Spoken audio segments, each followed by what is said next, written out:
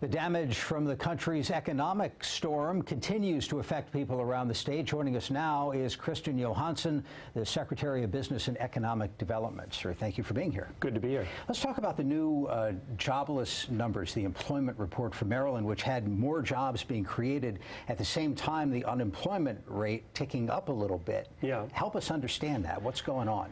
Well, it's an interesting phenomenon because what actually happens when you have a long-term recession is that a lot of folks drop out of the labor force, and so they're not actually counted as being unemployed, even though they are.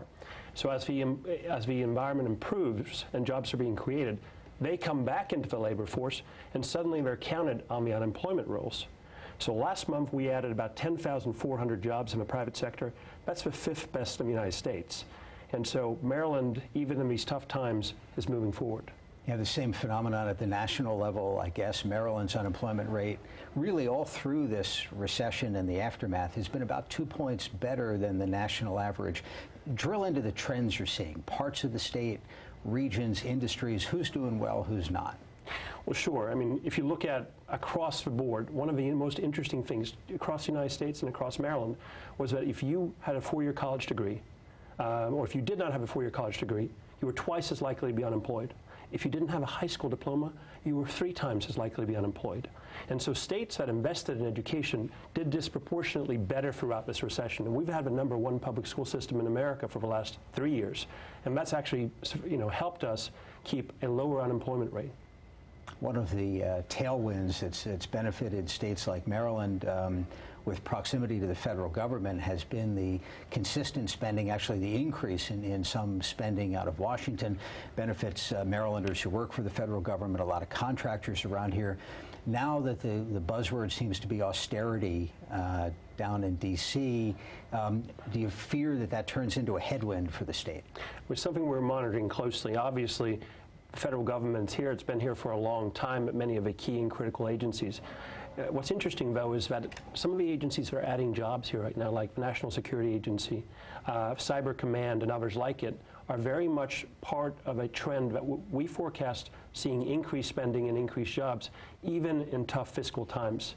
Having said that, as a state, we've had an economic development plan that's really been built around diversification for a long time. You might recall our Bio 2020 initiative that the governor launched.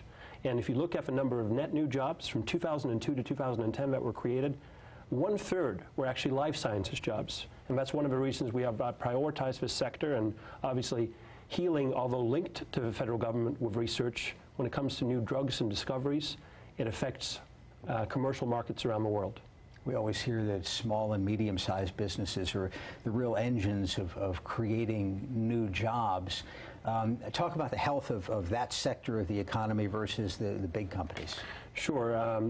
What you saw with small businesses, especially in the advent of what happened on Wall Street, is that you saw a trickle-down effect that impacted loans, it impacted lending, and small businesses, frankly, haven't recovered, whether in Maryland or around the country. One of the things that the governor had as a priority was really providing tools to help small businesses. And he actually took this to the federal government and convinced President Obama and Congress to enact legislation, something called the Small Business Credit Initiative, which is $1.5 billion that goes to states to help small businesses. And Maryland's getting $23 million. Tools that we're going to be able to use now to invest directly in equity in small businesses. We're going to be able to guarantee loans so small businesses can get that loan or to get that line of credit. And a whole host of supportive initiatives to help those businesses grow. So if you are a small business, if you're looking for a loan, if you're looking for a line of credit, if you're looking for an equity investment, you can go to choosemaryland.org, and we can detail you all these types of programs that have received additional funding to do this now. It's going to be good news for some local businesses. You're also in touch with some international businesses. You had a trade mission to China. Yes. Rumor has it there may be another trade mission coming up to India. How does that fit in the mix? Because obviously it's a longer-term, higher-level endeavor. Well, if you look at trade, if you look at the best way to grow our economy, it's really exporting more goods and services. And the port, we should note, has been doing great. Yes, yes. I mean, the port numbers are up. Our export numbers are up year over year. And we just finished a trip to China, as you're aware of, and During that trip, there was about $85 million worth of deals signed. We had the largest foreign direct investment in Maryland ever announced, a $40 million investment by a Chinese biotech company in Maryland. And so these things aren't,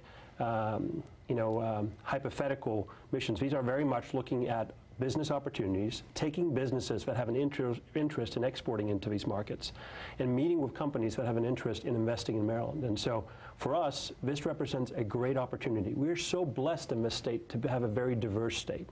And that diversity, whether it's Marylanders of Chinese heritage or Indian heritage or Korean heritage, it creates business opportunities that we need to take advantage of. And we're doing some of that through this economic trade missions.